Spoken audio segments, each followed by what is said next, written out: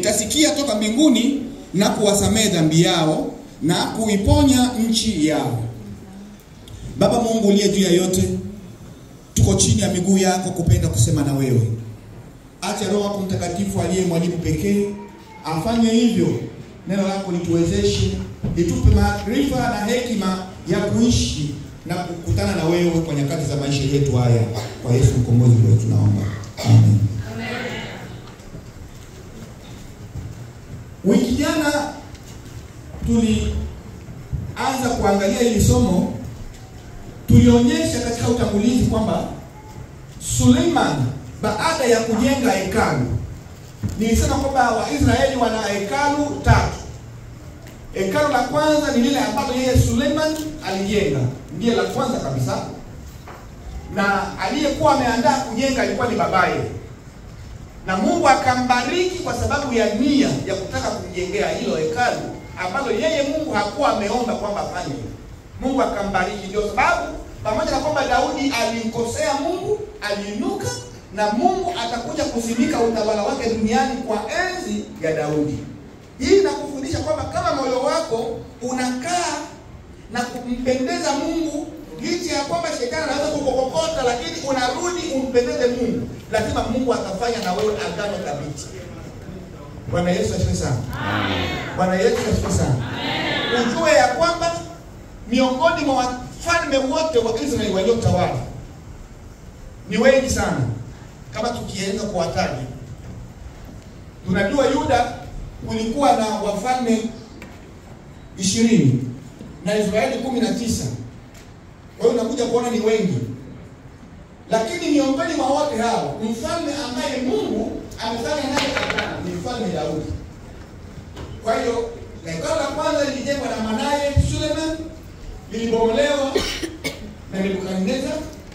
Likajengwa la pili, aliyejenga alikuwa ni Zerubabel, wakati ambapo wametoka Babeli, wamekuja kwao, aliyejenga hilo alikuwa ni Zerubabel. Na lilikuwa dhaifu, lilibomolewa baada ya Antiochus Epifani kulinajisi, lilibomolewa. Herode akajenga la 3. Wakati Yesu amezaliwa amekuja kukuta hilo la 3. Mnanielewa vizuri? Na hilo la 3 ambalo Herode alilijenga lilibomolewa na Warumi mnamo mwaka wa 70 baada ya Yesu Kristo kwenda mbinguni. Hivyo tangu hapo mpaka leo Israeli hawana hekalu. Lakini wamo milioni sasa kutaka kujenga hekalu la 4. Na hilo hekalu ambalo litajengwa, likijengwa ndipo ambapo Yesu Kristo atakuja kufanyia mambo makubwa. Bwana Yesu asifiwe sana. Amen. Bwana Yesu asifiwe sana. Amen. Kwa hiyo ujue kwamba Yesu atapitia katika lango la mashariki la nyumba hiyo ama hekalu hilo. Na ile ambalo litajengwa ndipo ambapo mpinga Kristo atanajisi pia. Na kule kulinajisi hilo hekalu litasababisha vita vikubwa vya ulimwengu, ambavyo ndivyo vita vya 3. Kuna watu ambao wanafikiria kwamba vita hivi ambavyo vinapiganwa Ukraine na Urusi vinaweza kutupeleka kwenye vita vya 3. Lakini tunapoangalia maandiko ya Danieli, maandiko ya Ufunuo na Ezekiel, tunajua kwamba vile vita sio vita vya kutupeleka kwenye vita vya 3 vya ulimwengu, bali ni vita vya kurukishani za kuweza kumsimika kiongozi ambaye anatafutwa mahiri atakayebeba ulimwengu kwa kipindi hiki ambacho tunataka kujenga. Kwa sababu sio mbali. Kwa sababu unajua kwamba huyu rais ambaye ametawala Marekani leo akiondoka, kuna mambo mengi ambayo yatainuka.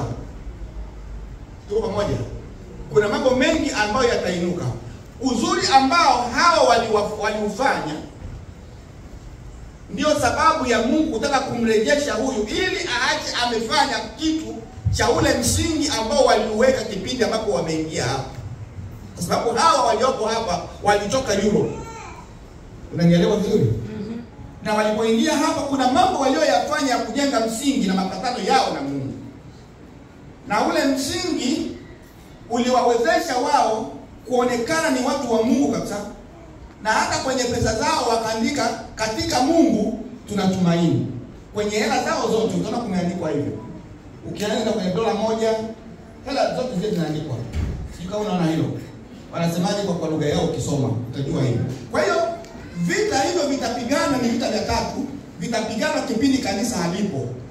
Kwa hiyo kipindi hiki tunachojifunza, tunajifunza kwa ni kipindi cha maandalizi ya kanisa kunyakuliwa. Bwana Yesu asifiwe sana. Kanisa halitakuwepo kipindi hicho ambapo mpinga Kristo ataingia humo hekaluni kulinajisi hekalu. Kwa sababu itakuwa ni kipindi kigumu, mabaya yataanza kujitokeza.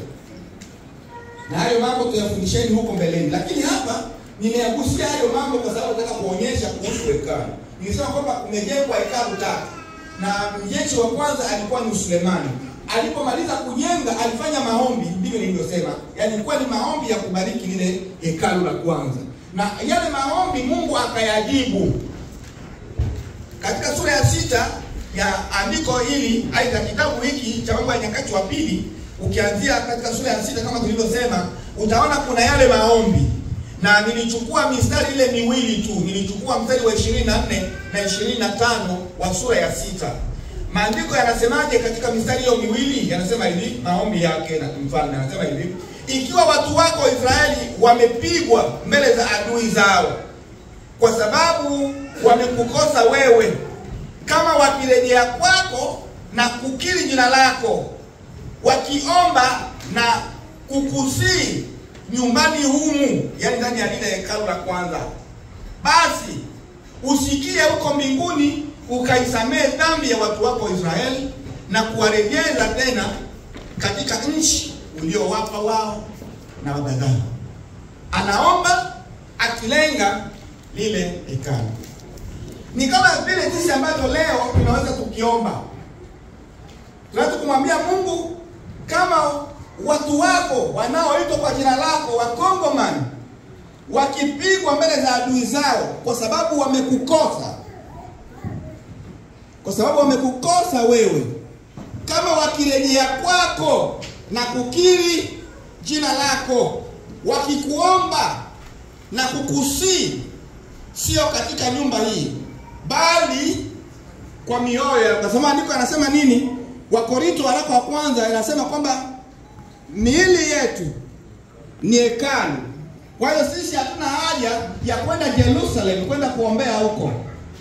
Popote pale ambapo tulipo, tukiambatana na Bwana, ni hekalu takatifu, na chochote tunachofanya, tunachoomba, Mungu anasema anasikia. Naeleweka vizuri? Ndio. Mnanielewa eh? Ndio. Kwa hiyo nimechukua ile andiko kulitoa kwa Waisraeli kulileta kwa Wakongomani. Kwa sababu Wakongomani tuko katika hali ya kunyang'anywa nchi.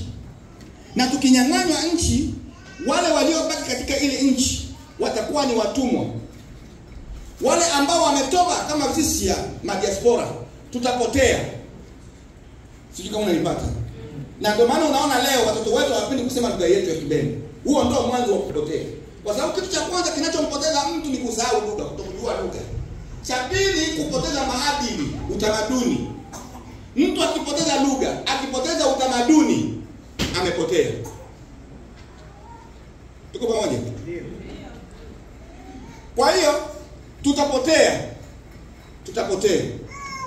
Na hivi vitu mnatakiwa mvijue, mvimanye manga sana. Manga mpaka ole kusudi haine ushabiandi. Mwatakiwa mvimanye. Olombaka lo tikila madhabahu moshi yosa kabini mtiko funuliwa.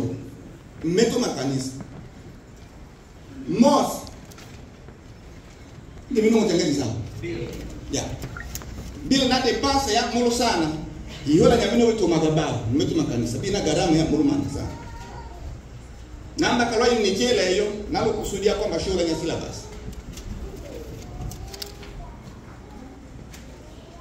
Kwa hiyo twalo batenda kumubunwa hano. Tunatenda aome abechu hiki la ino somo kusudi. Kwa nini tujifunze somo hili? Jibu la kwanza ni kujibu maswali ya kwamba kwa nini Mungu amekataa kutujibu sisi Wakongomani tunapoomba kuhusu nchi yetu. Kwa nini amejibu? Amekataa kujibu. Nikasema kuna sababu Mungu ya kutokujibu mapema. Sio kwamba amekataa, bali anaenda kujibu kwa taratibu sana. Hiyo nilivyojibu siku ile kama nakumbuka. Bwana Yesu asifiwe sana. Hiyo ilikuwa ni kusudi ya kwanza. Kusudi ya pili ya kujifunza somo hili kuonyesha viwango vya upendo wa Mungu na ukuu wake kwa taifa la Wakongomani. Mungu amewapenda Wakongomani sana. Namna gani? Kuna mataifa ambao nitaeleza hapo mbeleni yamepigwa katika nchi za Afrika na kusambaratika, na nchi kugawanya walivyotaka wale waliopaka kugawanya ile nchi. Lakini wale watu waliopigwa wale, baada ya kupigwa kwao, maisha yao tangu hapo mpaka leo ni duni, ni mbaya sana kuliko kabla ya kupigwa kwao. Ndio mmoja gani wengine ole bise Afrika byagulo pigwa ono mpango na byana kabwa na isambulwa na hanuma na ikabwa ni isambulwa bala benyeji ba ese bale mulama bya sona manga yete yo yasanto bale mulama kabla hiyo oto cheba to basuda bale bili hata kama libita ya ulokajo, lakini nene ibera makalama libi wabele mpango wa moro manasana tocha ba libielo no suko bali mulama bi chikingo mchaneni sana umchaneni nani. Kwa hiyo kuonyesha kiwango kikubwa cha Mungu cha upendo kwetu sisi wa Kongo, kuna upendeleo ambao anatupendelea kabisa, kuna upendeleo wa kipekee, na nitakuonyesha huo katika hili somo, unaenda kunielewa. Kusudi la tatu la kujifunza hili somo ni kuhimiza watu waingie katika maombi ya kiurithi. Na hiyo katika hili somo tutaonyesha maombi ya kiurithi. Tutakapofika katika pointi ya kanuni ya maombi, tutaonyesha maombi ya kiurithi jinsi ambavyo huwa yanaomba. Olombaka ole aina cha maombi. Na ole maombi mala miombe la ya ole elomeza. Ti maombi monaombe la balwachi. Ole maombi miombe la balwachi. Ti maombi monaombe la esi. Kama tunaingia la metabu ya Walawi, ole maombi mamsama osambe ya mtu tofauti na maombi mamsama osambe ya taifa. Umechanganya sawa? Na angawe to muda oturuhusu tofafanua bio vitu na to ingelewe tawala uruhusuku twajaribu ikangula bio vitu ili biowezeshe yangielewa na kuipanga mango mole moni na sambe yobe binafsi ona mbele ya Mungu. Lakini ole bikianga mole moni na sambe yobe longo obe mwana wa bashiela ole morolanga yobe longo mule tatizo na tatizo yawezekana ya sako sambe ya ulogetwa unao na mili na tofauti naona ombaka wasambe ya taifa. Mama maombi mapyo onwa mkategorizi chile tofauti. Ete tofauti ya wano na mima bia ole bilomeza na kidio na unina mulwachi. Sawa. Sasa tuliangalia kanuni ni nini? Tukasema kanuni ni kipimo kamili kilichokubaliwa kisheria ili kuonyesha kwamba kitu hiki ni sahihi. Ele pemo ya bewa na ochibwa kisheria wile tenibweno etu ya enea eno etu ele kamili.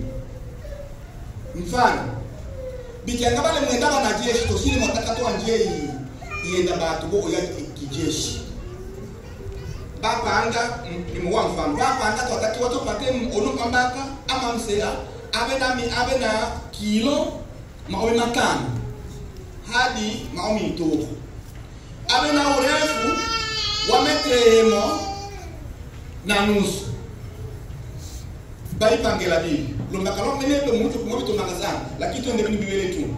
Sasa basha anje ipe mawatu babe mzani hao babe ena metre hao wabo chiwe lake chao riziki chao hela mzani riziki hele amone ana kilo maomi yenda tomolonda kilo maomi matano mpaka maomi mwenji riziki ana chinga maomi mwenji maomi yenda aho chaya bo shingole boche tatu aati hela mzani tatu ana kilo maomi masatu tomolonda maomi matano yenji ta ene ya kanuni ya beko msheria ya pangwa ikamilisha mtu ni wapa chips ingo mwelewa ni nini.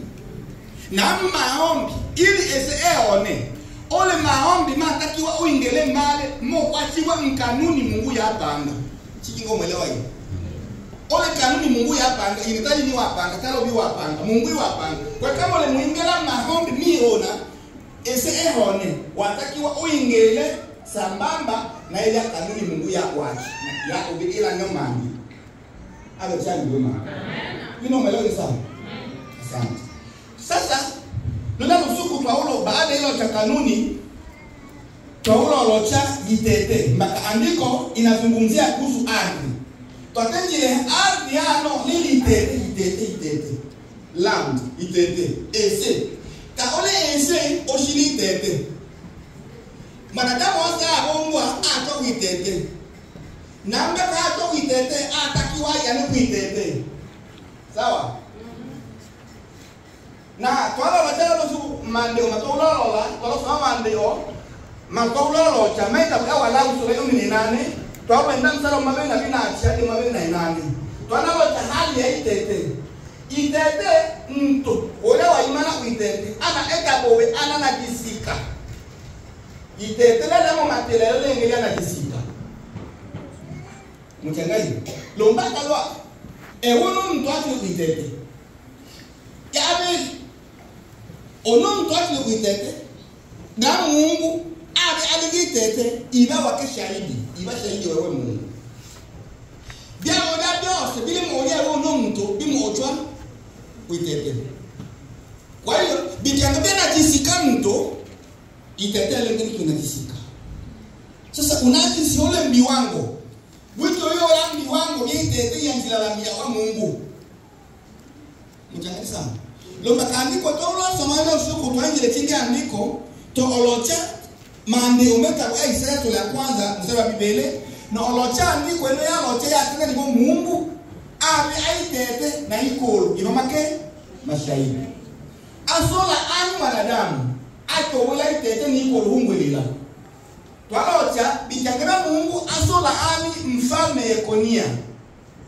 mchangani sawa mwingine Yeremia Solomoni na Chibeli mchinji na yenda Mungu au lohusisha longe itende nikendoenga baba wasomelani are you ready? Can you read them in English and someone in French and in Swahili asome kwa Kiingereza alafu mwingine kwa Kiswahili asome kwa Kiingereza mwingine kwa Kiswahili tuangalie Yeremia 22 mstari wa 29 wakati ambapo Mungu analaani mfalme Yekonia Jeremiah or the Testament please Lunge toto ajeda somo nyoki muike cha mande olonge yanje tabwe lunge toto anyoele lunge banafunza amore ndio somo nyoki Translation na tena Jeremiah sura ya mabele na kibele mchinjo mabele na yenda someone reading English another will come over in Swahili too. Can you start? tunasoma Yeremia Wewe wa Kiswahili utakuwa baadaye, au wa Kiingereza kwanza. Wewe ndio unatafasiri. Wewe utafasiri utakuwa baadaye akishamaliza. Asante mama, Ni sawa? Yeah. Asante.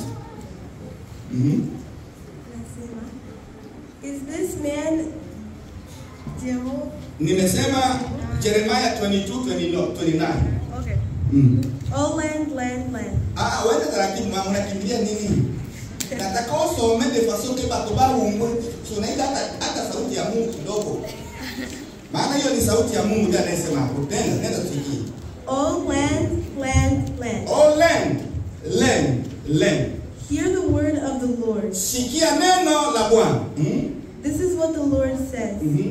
Record this man as if childless, and a man will not prosper in his lifetime. For none of his offspring will prosper. None will sit on the throne of David or rule anything in Judah. Mama njoo sasa kwa Kiswahili. tunasoma Yeremia sura ya 22 mstari wa 29 mpaka 30. Neno la Bwana linasema inchi. Hapo umeenda vizuri mama. Inchi. Sikieni neno la Bwana. Sikieni neno la Bwana.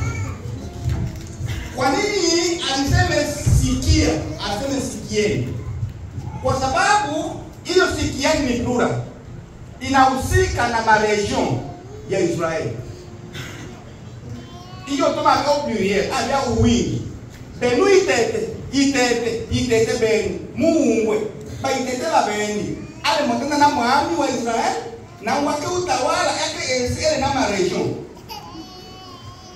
Tumwelewa nini? Amen. Kwa hiyo kila region kile kuitete, usike iungwa yake nenda sasa. Bwana asema hivi. Bwana asema hivi. Andikieni habari za mtu huyu. Lugale plural. Andikieni. Sio andika, andikieni ile pluriel. Alimuhusisha mara maitete mara region. Mande. Ili kwamba mwami wote anakola anyo. Akafika tena ndani ya Yerusalemu. Alimuone ngere region ya Yesu. Elia region itetele emewe. Tumwelewa. Malizie. Kwamba hana watoto. Kwamba mtu huyu hatafanikiwa siku zake zote. Maana hapana mtu katika wazao wake atakayefanikiwa. Akiketi katika kiti cha enzi cha Daudi na kutawala tena katika Yuda. Amen. Kwa hiyo wasanga yao. Mungu alimuhusisha itete. Mungu alimugula Mungu ile itete. Benu itete Mungu ndaki itenda aike itete lele na matu. Mulimwengu wa roho itete lele matela lele na matu. Tunasikia? Tuko pamoja? Kwa hiyo ni mambo ambayo tuliyasema siku ile kwamba ardhi urekodi, ardhi usikia. Tunapokosea, tunapofanya maovu, ardhi huwa ina rekodi yale maovu. Na tunapomchukiza Mungu sana, ardhi inanajisika. Sasa inatakiwa ikombolewe kwa sababu itafika mahali itatapika watu wake. Na inapoanza kutapika watu wake, inabidi watu wake, Mungu atachukua adui awapige wao watu ili watu watoke katika ile eneo. Waanze kumlilia au warejeshe tena. Mungu akamsauli hao watu. Sasa leo tuangalie andiko letu linasema hivi tena. Leo tutangoa leo andiko ungo bila tena. Mambo ya nyakati wa Abel sura ya mwingi ungo bila tena. Ikiwa watu wangu walioitwa kwa jina langu, hawa kuna watu hapa. Haya ni majibu ya Mungu.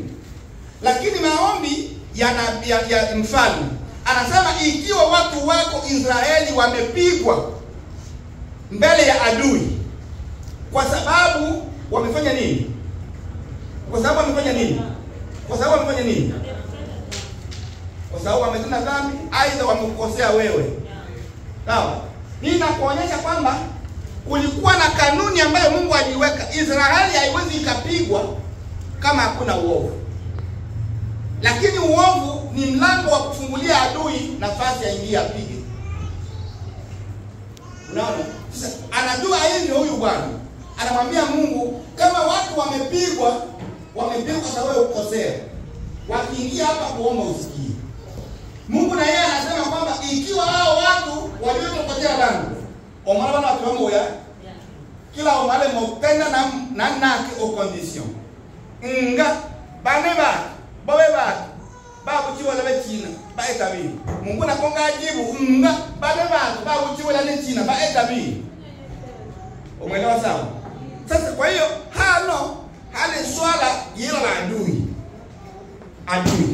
Na wao chitende tole adui wa Israeli babele manga ba Filistine ba Moabu babele manga tu kama ndio babele manga ba Moabu ba Maleki ba Umedi babele manga sana na kuiombele kasomo tale pamweza na shorokechi ole wewe yange nitende kwa ufupi kwamba maadui wa Israeli babele manga na mpaka linochoba lobaka hawa Israeli wao uchumi maliza bitani wao kama alisema na maadui maulo uipangi oni toko meza imaliza Israeli mpaka unusuku wikende vile mpiko kwa Israeli, lakini Mungu atapateleche Israeli ya imani lunga.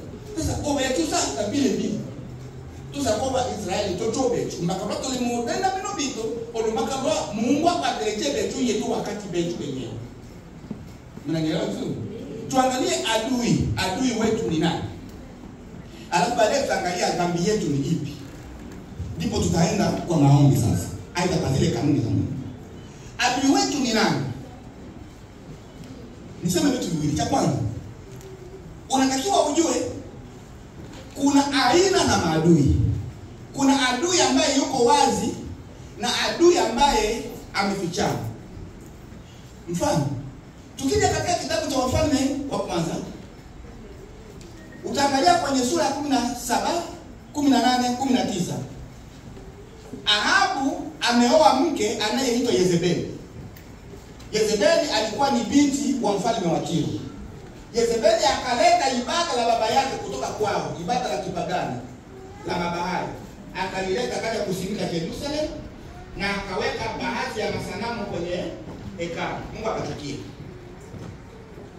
Mungu akaleta nini? Shida, njaa ikaingia. Njaa ikaingia. Ukawa na ukame kabisa. Mungu akainua nabii aliyeitwa Elia. Yezebeli anaambia Waisraeli kwamba sipendi muabudu Mungu, muabudu huyu Mungu wangu Baali, sanamu ya Baali. Akawa na manabii 400. Elia alipoinuka akawaita mje. Hivyo watu wote wa Mungu wameshaoa, wamebaki wachache. Wengine wanajificha kwenye makaveni. Elia akasema kwamba basi ninakuomba mfalme unikubalie. Tuende na watu wako kwenye mlima wa Karmeli. Mfalme akasema twende, mwema. Walipofika kule Elia akasema nataka wewe uzuko tota kuita mashenda mshana. Benuma onde itumi la Mungu wa bahari. Na hivi ni mtumia la Mungu wa mbali sini kutu. Tuwe kama shida lisha tolo le hale benu na ine. Benyo le mabudu Mungu kweli kweli. Kwa hiyo benu muwe yenu sadaka muwe kama madhabahu na mawe. Na hilo ngeno yengani madhabahu na mawe. Muwe nyama. Muone watu wenu Mungu arushe aya. Inongena be nyama oya ane madhabahu na arushe Mungu wale arushe aya. Tushilo ne mwenu Mungu etule mwabudu oli Mungu wa kweli. Ilo mchungu. Elia akakabali nafasi. Benu wale. Benu mule mambo. Pale baye kama baba babe anyama babo cha Mungu bange manje ikata na wewe manje ikata ile kana Biblia bange manje ikata Elia anye mabozi yake mambo Mungu wewe aenda pote kabisa na ile manabii lolo usuku babu wangu biania manabii lolo usuku babu wangu biania bale must spend long time singing the song tole mwenanda wale ikemba lwe bandele robo kani ya tumile na robo ine koko wasa kitu tumaito ela bibi natoa Mungu wako wewe no Mungu tulimo waabudu ile roho ngawa na ibe abyangene ole mone ombe atao naomba bili ikemba lwemo shikingo mwele bisa atao naomba bili ikemba lwemo Mungu ile roho eto tuma Mungu akibu aida aje atole tachije to nyembo tachile mitamano meso program tole mo pandaha eto tuma Mungu atahano lebe ine na hobe ichitakasa first amen no bakabaye wale roho aje takati ana mroho na mroho mukimo so tuma tutumie aje Mungu na ujasiri na kila eto emo neno kwa mwana Mungu abechangi lakini tunaitemba hano nyembo cha usukuloselosi lwembo lo usukuloselosi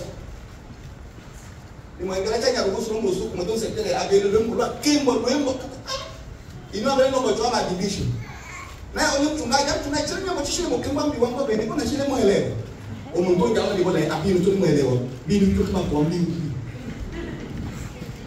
ili kama kwa mbingu yakema anami mushimu kimbela yakema anabe binu tujila kwa mbingu no Nonto na kama mbingu baje ukemba bele ni bola mbingu nanji wa ele neche sasa ndio mbingu hata ndio mbingu kama meche sasa bazaji le pose toweza betu kwa kwa Mungu mwe kwa udhaifu. Tulina alo, tulina njala, tulina mabati mwe. Chingo mwelewa hiyo sana. Kila age hata kila wewe na kiasi. Amen. Chingo mwelewa hiyo sana. Kwa hiyo ni mtakilo cha hii hata mtakitabii. Ni mtakilo cha Mungu otole mwabudu. Ele roho. Na ake muibada. Yote leja. Tajolo la program chibada. Tajolo la bosoka kwa jengo nyumba. Ajolo la emoni etabios roho yobe. Lomba roho yangu roho yobe iye kali imahali pe uyani.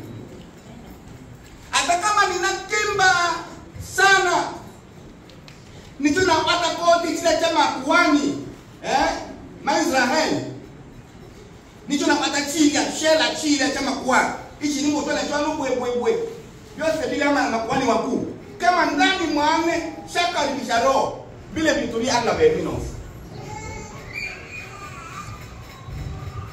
umelapi sawa vile tu anga tu tabina maana atani kole chila kodi chiko tene bichumi kodi chaba revera ni anji chwa revera imani lakini kama ndani mwane roho yane roho tale na nafasi yenu vile vitu vya dini bi anga bebino kabila na impact Mungu wa roho. Umeelewa ni nini? Emi alikecha yine na obe imanya kwamba byose bito etato ete lakini ya kwanza tobe ile tu mitendo ebe nafasi ya Mungu. Lombaka na meto mitema Mungu ana yana ata olowese Mungu chobo lao ote na no olowese. Abe changi. Amen. Ata obeki Mungu chote na no be aibobe. Atono meza umuolia Mungu chote na no. Ya kwanza mtema wane mtema hobe tobe ebele center ya Mungu kijana kijana. Kwa hiyo sasa totole adui ono Elia aulo mwana maadui baada manabii amwana na Yezebeli ta ulo mwana Yezebeli msamani aeta ilanda pala batoeta ya matabau babi anyama ayata achule baula mpaka ikolo ya chile sa yenda sa cha Elia ike sekre ayamiko Elia ne mushimbe nafasi inungirishi kuche Mungu Elia akocha Mungu aya acho mwiko aya ateketeza Elia mbelele iwo cha Mungu akanjelo wani ine mufu ena maji bali mushi mafu amaji kisha mwele mufu ena maji lakini na mwele yani madhabao mufu ena maji kama wajia minia esamo yobe na Mungu wale na uhakika atoe tane ngolo tushite na Mungu amen amechangi bisa Elia bakora ni kufa maji bafu amaji Elia bala Mungu cha ono bano ba Israeli ba manye kwa Israeli ole Mungu aya achwa mikolo alamba nyama yose baada hao Elia pia yakema nabii bala basa watu wale yakema nabii mabaali batu babaali ba yakwa boss Elia ibelela nibo ba no manabii man ya du Israel kwa bisama adu yo nishilwe tena meso aibela ekolo ashile muluboa Elia bola ka tunamona yijubule solo bana mwiloboa Elia bola nsao nibo Yezebeli atenda bibi eno etendo yo eta iya kangake manabii masa etema ano meshi obonga obe ntemo etono yo Elia ine anozi acha Mungu ana eta loke Mungu nonga sonjaka asole ele ini yakwe Elia ko lobilo asema bile mande unabii ni mwatenga kama wana muda wanalongoka soma Biblia Wafalme wa kwanza ingelanso la yeye 10 na inaenda mimi mwatenga chile inaenda sasa leo ni mwatenga mbele chile sura 10 na mwingine na yule ingia sura 10 na yeye Elia asena au la hamlete mwachoka mangana atale mwicho mletemu Elia achoka iganase malaika atubula Elia bioa sole ni batele nkate na nyama sole na uye loke ndolobe lwalea ine ndio bubine ine Mungu ashinja kinos ine manabii sema yakwa na nashikala ini mwene na natumia la Mungu lakini Mungu longa sonde elela obisa ngalo ya asonde elela bobe sole mkate na nyama yetu mbakaloke ndole na wale yao ye edia haja anja lokendo sukuma manachi ayo hola ore sigani sinai ashimu anwingila nkaven Mungu watu etenja aya upepo Mungu tale baadaye Mungu hicho enyo mwenyechuja Mungu enyo ibuwe Mungu wela imana mbele yao Elia waenda bi wali mwenda washikalo bimwe kwa shikalo bimwe mweito ngoka ya Israeli na hii ongela manabii bande batu basha akudia bali batu banda batenje na onda mnangoso ma Biblia awe changi wema mune batu manga bashire mu Biblia mina bali mweito ngoka banabii abali mweito ngoka ya tuike chapichaka byose tolengi imanye ni mo tuli mo cholo bonga tatupika itondo ni benchino si batakatifu oli bande batakatifu bali nchige abichangi wema sasa naenda ono mfano makalwa itaki orocha kwamba Elia au lo mwana maadui ma Israel bali bala manabii wao bala manabii ma ochi imanya kwamba onuma ya manabii ole adui wa sona Yezebeli Elia kama nabii Yezebeli ajinja. Kwa hiyo msomo heno twafunua manabii mabisama twabisuna maadui mabisama na maadui mabeju. Maadui mabisama imale shetani. Adui wa kabila wa bisama shetani au luhingela mmoja wa mataifa.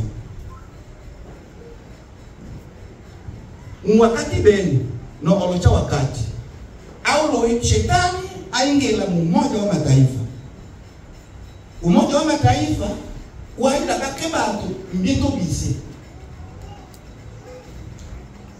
bayo hola mbese alwa banja ikabela bana batu ideology batushi ya kwamba benu mwito wana nature yikenu benu mule batubiwe zikenu mwina uwezo wikenu bila vitu gani chiyengebo akili kama betu iba tatiwe ikenu hosa tole kato pasu kwa down betu iba kenu hosa hale mtoshi tangu hiki wakati bao wanje ipata hiki ideology ina nyanibo hebo iba tatiwe ikenu hosa hale ama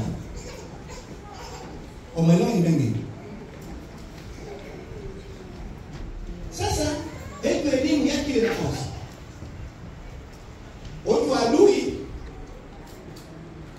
shetani aingira mbatu ba umoja wa mataifa batu ba umoja wa mataifa baingira mbanyalwa lupa kama eto beni batu ba umoja wa mataifa baideli naji mbatu ba umoja wa mataifa mwaulo owa uzao wa Banaki na uzao wa Banaki ule uzao washaona uzao wa mwene ombe mtoze ule na mbegu ya Mungu ndani yake uzao wa Banaki tawa lumbaka bale bako bahewa eto ndani yao yibe aduniani bitu bipinga uwepo wa Mungu pamoja na bige milongo bileo lakini hebo kwanza iba atubana hiyo etu sana umwelewa sana na hata wakati wa ulo utuma bale bapelelezi ikomi na babele basaki mjango abaye bayo peleleza Kanani bikangai baye kaine nchabumbuka babele namu njoba sana uzao wa Banaki na uzao wa Banaki baada ya umoja wa mataifa iungana na bila CEE umoja wa kibiashara wa BC bia Europe iungana wala Obama ikeje maulo ingilamo ni chafua asili au takatifu wa Mungu duniani na hiyo etubalo andike ya kwanza iema mto imanya yake jinsia ona ema hata una jinsia fulani hata ni wewe yeko telea ni jinsia na onde vile ni jinsia na hiyo tutaku ale ya urobadi Banaki mda wale na mwendo wakati longi amone ambana kimpaka nusu na ele eto yasababisha unachangabika ama cha historia ya bidha mishile mulwano Israeli oyo sanga lumbakana eba soka ba Israeli mwemu wakati ba ule manga tofauti ni watu huko kiasili tangu ana msodao wa Israeli ichangana kubasha kwa bwana Mungu abele mulinganishwa na abasodai kana babingebisi lakini bawo chile wakati mbilo kitaleta na maneno mengi basi kama Israeli bawo ya kwa mama siri ya kwanza ya bele mpaka roba Zayuni bala batu ba Israeli kabisa basi bawo samba na bashine ba Israelite basi mule bazanaki mule baanaki ndia mbaraka na mbabo batu ba kwacha mafundisho ma homosexuality never change the Israel Mungu amulolela kingiba moyo mbita bapikwe bangamie kwa sababu ya jeshi la Israeli ipikwa mama ndilo vyeteleka na mama nusu umechanganya ni nini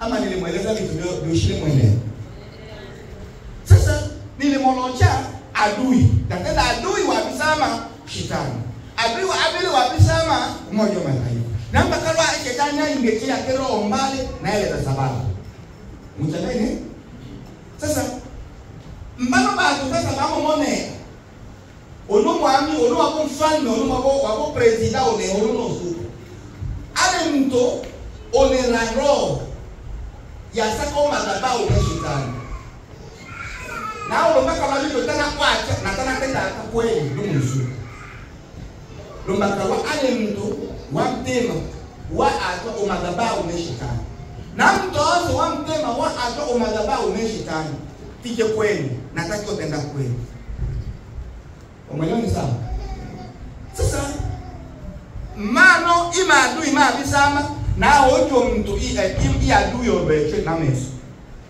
wala wewe ndio gani sasa bano bato bayingela geto esebi pikana bya ulo obabita bya kigeri 5 na kaibani bato ba ila ese ba ulo sena mama geto ese na bana ke anyi wa geto ese ete ba refugee ete be chido ka kwa Tanzania ba hewa kambi bwegera marabala ushile mwoyo chapo au kile au chapo au ile bukavu marabala yangu ba kuchangoma ale sehemu juu jiwa bwegera kwa mwana yote hawa ya njia ndio bwegera ngaurubi bapi kwa na yo jabale watu waishi unganji ba olobela kuma nguni bapi kwa na yo jabao no moja wa mataifa bo maeneo manganji bae kwa nguni na maeneo makwanza ya bibenga mabele mara maeneo ma mulenge iya toma 1994 bado wana mikao bilo na China ni wito ende China to ajiuchi wa banya mulenge bakata lobenga ya lokura ka ulobenga hapa na kwanza bi etebe chibe lewa kwamba twachule ule tule bakubahamu umeelewa ni nini sasa bano batuni batule na ile zabatule wakati wa kwanza wakigeti 5 na kaibani ipikana pasena ngeto isi lakini wakati wa abele mdisnefu no na 6 maomi yende yumi na yenda maomi yenda na mtoro Umoja wa Mataifa wale wala Mobutu waeka mipango na wale watu muweke mpango hicho ambao mtu asako ite mpaka taa aweze ikidhi mipango kwa mwe na mulo ndiye mtu ushitawale lakini hakuna na hiyo hisi kapata kabila baba ya kabila tu ite makubaliano baita makubaliano wale tabele kabila umwe na wale ndio wao sungana makubaliano male tuocho wa mioki lakini ndio tupate ngite tukateno isi tuende emunda na kwenye banjo betuto ishi lakini umoja wa taifa walenga kwenye banjo bachime susole chose bae wao bila gharama hikula bali moto chima oya kochana ta ole gharama ipika wote kingo mwelewe ni sawa bibi oto mtu ainge sasa bichanga uno ingela uno mtu uno adui tangu wakati hono wakaibanda na Kigeri Sengi aingela mbele ese afaka oda na akili au tawala ale na ideolojia hayo kwamba walitolita waliwita wala ose hali au eti atingela yeto ese hanji nyata nguru anji nyata marejo anji nyata o aijifunza itete aijifunza watu amana watu bose baraba bali bablu bakuyokela ni chijana bakuyondalo ni chijana bakuyohomba ni tumiyo yohomba ni chijana kama bijifunza owana na ese ile sino pataka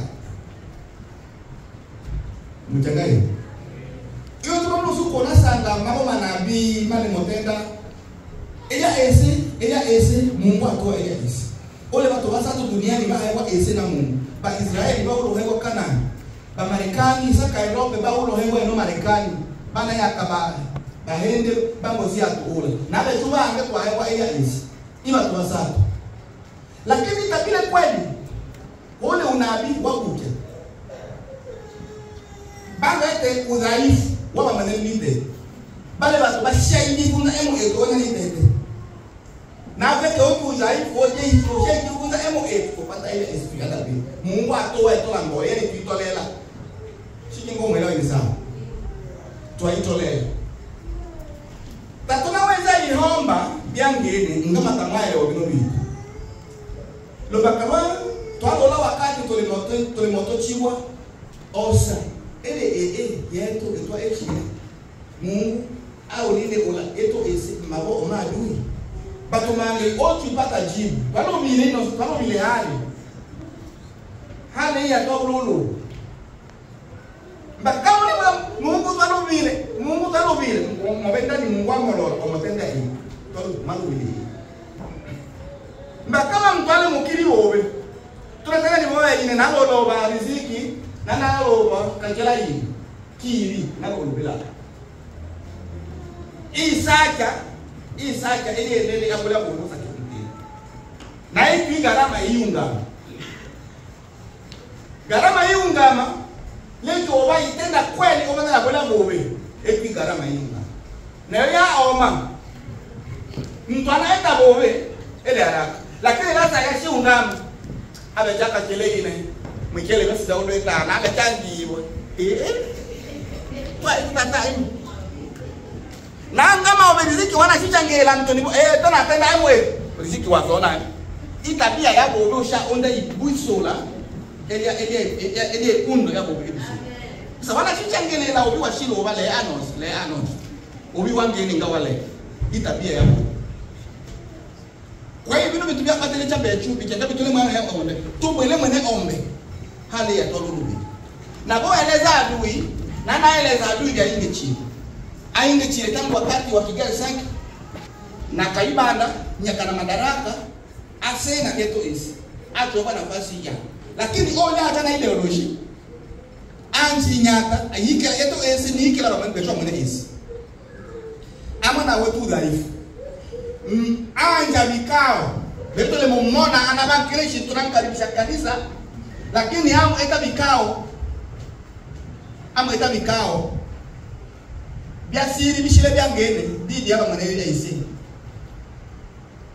nato na ushahidi wangu la manga sana wote na hiyo vikao batumishi ba mwana ombe nyeto dhehebu Paulo tenda sana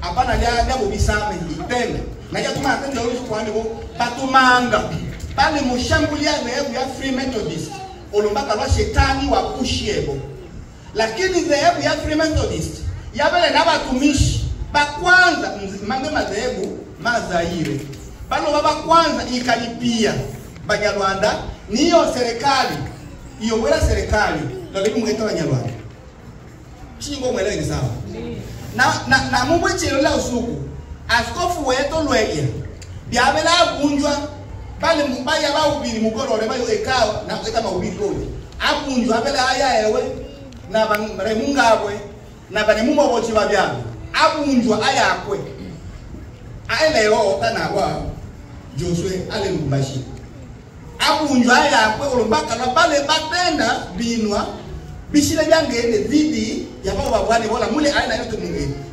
Sasa oyo tanga batu bashiki bini matenda bawetane itenda nibo madhehebu maki Kristo maulo changia betu batu ba Kongo ipata shida tabile kweli. Ole mtema wisomba ukristo, ole mtema wa antikristo. Lombaka ba kanisa batumishi ba kanisa baulo imani itenda sana serikali wala serikali. Bino mweleni sana. Bichanga byanjibwa zehebu ele mutiwa Kadezi. Wabele Kadeza na Kadezi. Bala ba twa Zaire bashile batu bazima bini ni mutenda bayiki. Kadeza ikadafu. Eshi mubaja samba JNH. Eki Kadeza. Lakini Kadezi hele zehebu ya ulo balekwa na utu adui. Olumbaka loba ngwinge na mja babe na mahubiri kidogo na babe na muda wa kulieta vikao. Na mama ngo otwa mbisele ba Kongo mmoja mataifa isombe cha misaada etele ya kanisa lakini kumbe ile misaada yeye ni mimi bana baida hizi. Shiko mwelewa ni sawa. Na batumishi bali to kanisa manga. Paulo tenda bino bito bwasi ibona ebo bala batu bene mu ertali yangi. Ni bwana serikali lo lele mu etabano wa bwana. Dale yangi. Tulolema osa ngawaya sana tulolema osa metu mbaka andiko ya tenda ikiwa watu hawa wamekosa wamepigwa na adui kwa sababu ya kukosea sisi tumepigwa na adui tulikosea wapi Bwana Yesu atuhurumie tulikosea wapi kosa la kwanza tunaangalia upande wa watawala kosa la pili tunaangalia upande wa kanisa alafu tatu tunaangalia upande wa raia. Tuangalie upande wa watawala. Wakati nchi ngali inaitwa Zaire, viongozi wa nchi ile Zaire walitambua makosa, walitambua uovu, walitambua siri ya adui, lakini walificha ile siri, hawakuisema. Hawakuisema. Batawala balo manya na bana hii anakimya. Taba ulo tena. Umeona? Ole ba ni ya masholoma, lakini ba ngeka uloma. Lakini baje neki. Wakati Esaba alisha China, yangi buti kwa Zaire. Oja tawala watu ule itosake Mobutu utawala. Aenda agano mapatano na adui. Muyo chai ni tawale, dangu wale cha benimu kamebandia hizi. Bio limu ataka no mwaliki. Basi. Omwelewa ni sawa. Basi ni bala bato bato na ke bama ete bana shiti mizia be chubange nyobo ko mle bakeli moto to ya kaube yake aya talo ya azali mwelewa ni sawa. Kwa hiyo aita mapatano osayenge batawala baje onda rushwa adui yangi rusha pesa angilisha pesa ikabila batawala ba ela ese ibakabela mocho bala batuicha aboki endapo tobolo na mukwa chibini motele endapo tobolo na mukwa chibini motele endapo tobolo na mwebeba ne bajumbe mbino ni motaka beno bake mungwa teneche ya mwani me na bala batabao watawala edo ese bana anji wacha ebe pesa ngoba $1 million ngoba ni $500 million acha na wachiba mjumbe wa adui itangaza bia udadui. Tolole upande wa kanisa. Bachungaji manga. Paulo otwa ikaripia bobe. Ikaripia obaviongo batawala kwamba ene Mungu enda ile yangeni. Bachungaji manga Paulo otwa hiyo. Bachungaji manga Paulo otwa hiyo ikaripia bobe. Ere ya kwanza ya abele bachungaji manga hususan mboka yake Kinshasa Lubumbashi Paulo andiridhika na franga chibale mwewa cha misaada chile musaka o maadui na banji yombela yo na bananji mango baombe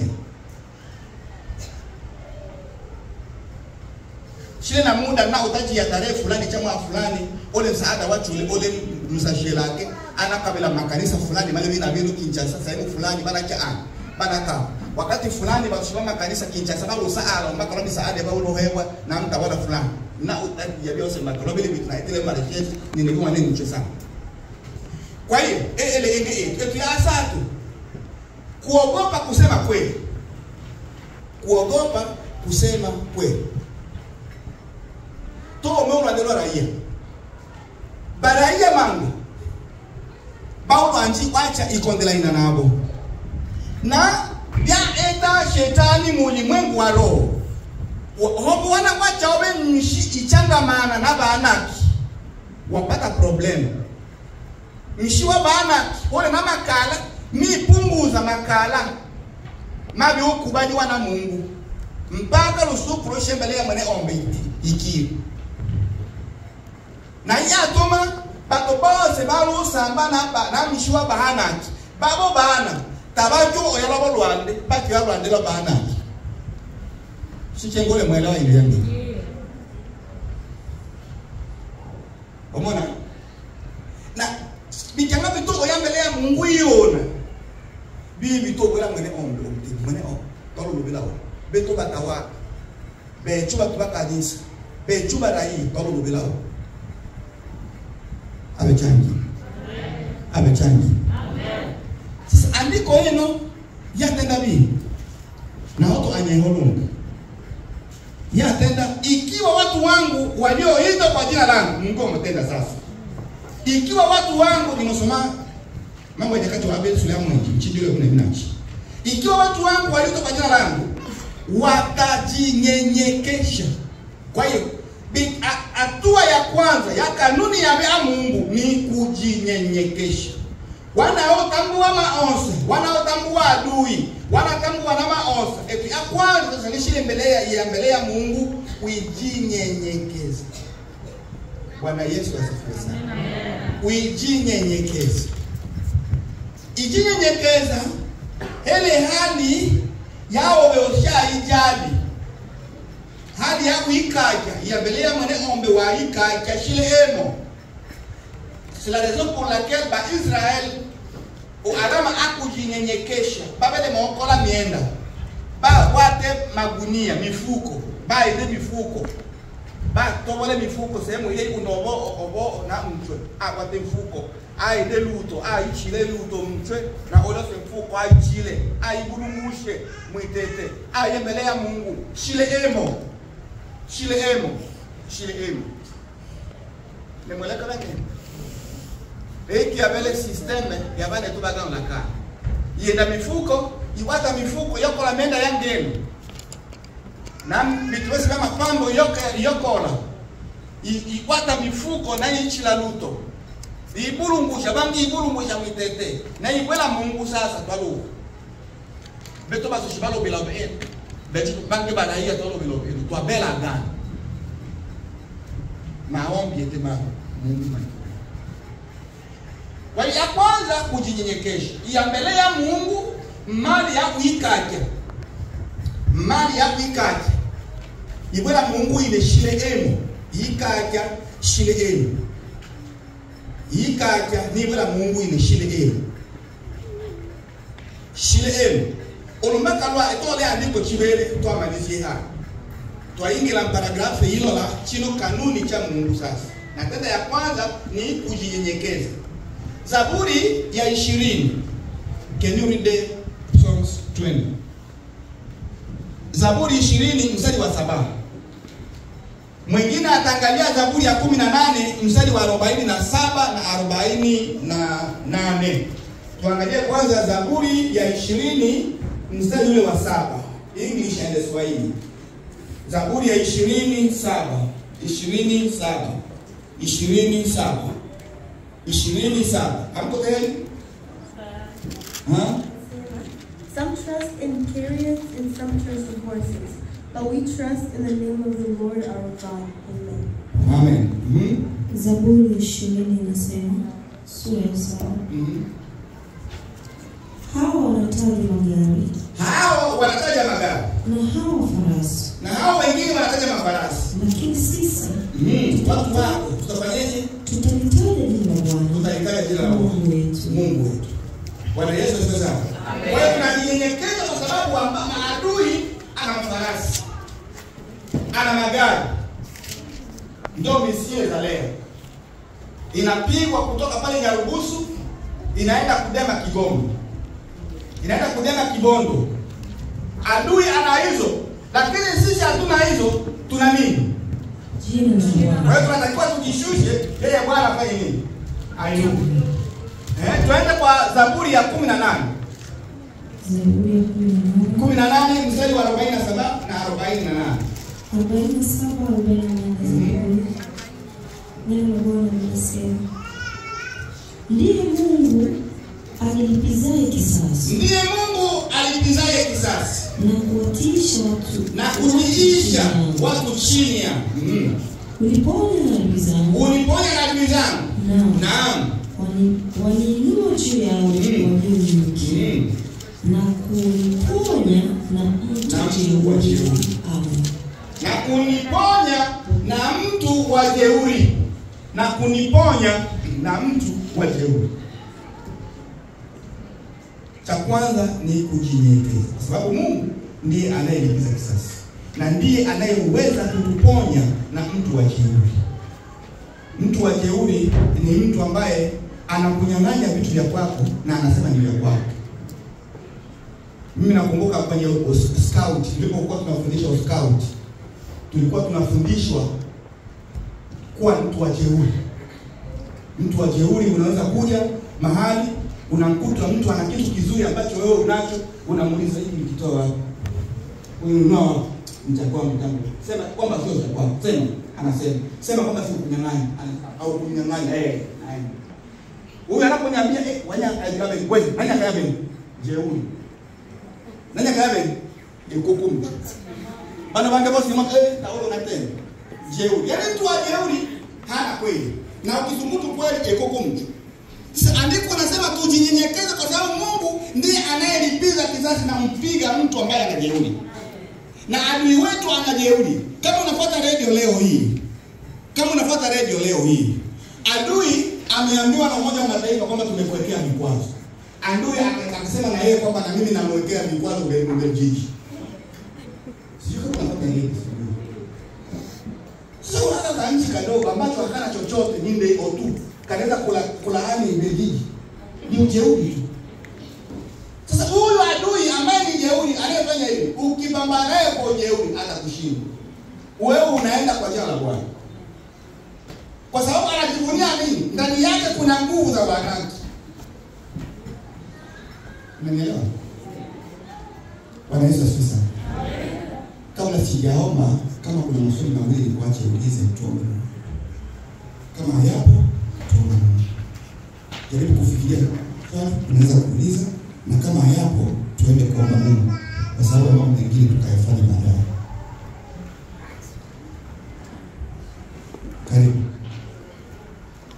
Karibu uliza. Bwana Yesu asifiwe. Asante.